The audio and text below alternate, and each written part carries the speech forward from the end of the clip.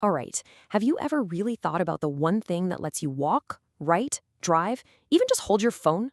It's friction. Yeah, that invisible force that's literally everywhere. And we're in this constant battle with it. Sometimes we're desperate for more of it, and other times we just wish it would disappear. So today, we're going to pull back the curtain on this wild love-hate relationship we have with friction. So, to really, truly appreciate how much we depend on this thing, let's try a little thought experiment. Just imagine for a second a world where friction just vanishes. And not forever, just 10 seconds. That's it. What would actually happen to you, right where you are, if this invisible force just decided to take a quick break?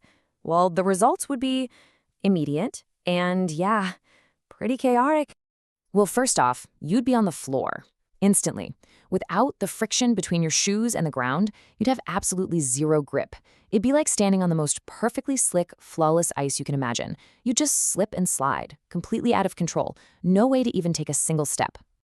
And if you think that's bad, outside, it's a total nightmare. A car's entire ability to stop, that's all friction.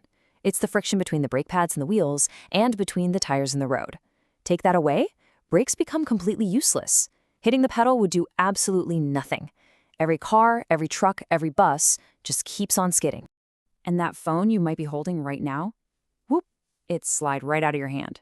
See, the only reason you can grip anything, a pen, a mug, a doorknob, is because of the friction between your skin and that object.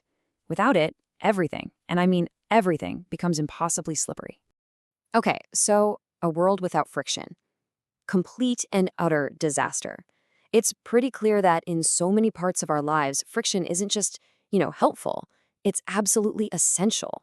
We don't just stumble upon it. We actively design and engineer our world to create more of it. And this really gets to the heart of it all. Friction has these two completely different faces. We spent like half our time trying to crank it up for more grip and control, and the other half trying to get rid of it for more speed and efficiency. It's this constant balancing act. Okay, let's talk about grip. How do we get more of it? Well, it's simple, really. We get rough. Just look at the treads on a tire or the little grooves on a bottle cap. They're designed to create more surface area, to literally bite into the surface. And we do this stuff everywhere. Think about the anti-slip mat in your shower or the chalk a powerlifter puts on their hands. Even a pencil on paper. That's all about friction. It's all about engineered roughness. I love this because it just nails the point. Friction is the force that lets us actually grab hold of the world.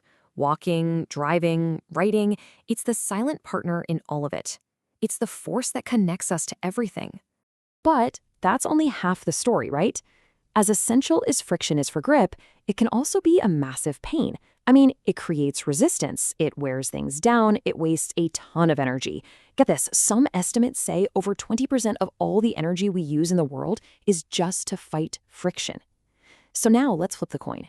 So is friction always our friend? Oh, not at all.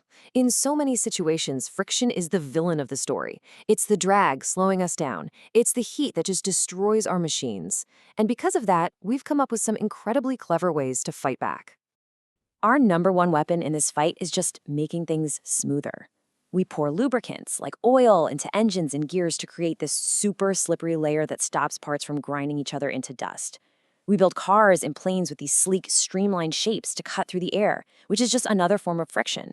And then sometimes we get really creative, like with ice skates gliding on a microscopic layer of water, or maglev trains that literally use magnets to float above the track. That's basically friction at level 0. And this is the real key. It is so much easier to roll something than to slide it.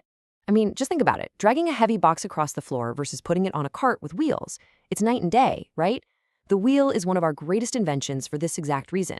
It swaps out that awful high-energy sliding friction for much, much weaker rolling friction. And that simple idea is at work inside every car axle and bicycle wheel, thanks to these tiny, miraculous little things called ball bearings. So when you put all of this together, you start to see this surprisingly simple, yet incredibly powerful set of rules for controlling friction. It's like the official engineer's playbook.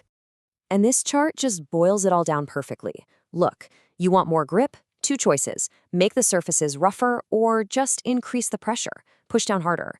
You want less drag? Add a lubricant. Switch from sliding to rolling. Or, if you're feeling fancy, make the thing levitate. Literally every solution we've talked about fits right into one of these simple strategies. So, where does all this leave us? It leaves us in a world that is built on this constant, delicate negotiation with friction. Our entire world only works because we've gotten really, really good at this balancing act. I mean, just think about a car. We need a massive amount of friction in the tires and the brakes to stay safe, right? But inside the engine, we're losing something like a third of our fuel's energy just fighting internal friction. It's a perfect contradiction, all managed by clever engineering. And this isn't just about cars, it's true for pretty much every piece of tech we rely on. And that's the thing. We are walking this friction tightrope every single day. The next big wave of innovation, whether it's making more efficient engines or creating better artificial joints for our bodies, it all depends on getting even better at mastering this unseen force. So, the next time you tie your shoes or hear a squeaky door hinge, just remember, you're witnessing the great friction balancing act in action.